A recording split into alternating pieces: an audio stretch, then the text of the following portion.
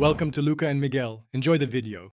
You begin by inspecting the Aari needle's eye and the thread tip. This prevents jams.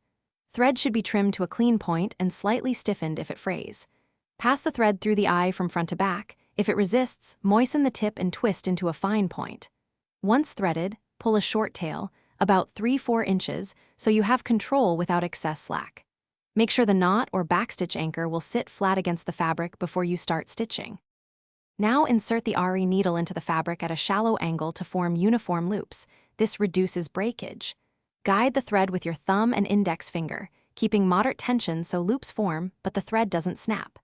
If using a rotary wrist motion, coordinate hand speed with thread feed.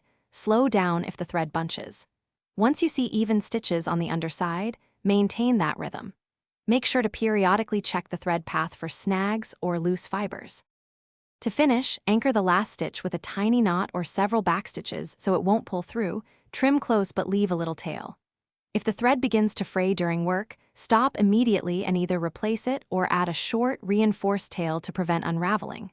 When a break occurs, cut a clean end, re-thread using the earlier method, and test a few stitches on scrap fabric to match tension. Troubleshooting tip: if looping unevenly, reduce hand speed. Thanks for watching and please subscribe. It's the best investment you'll ever make.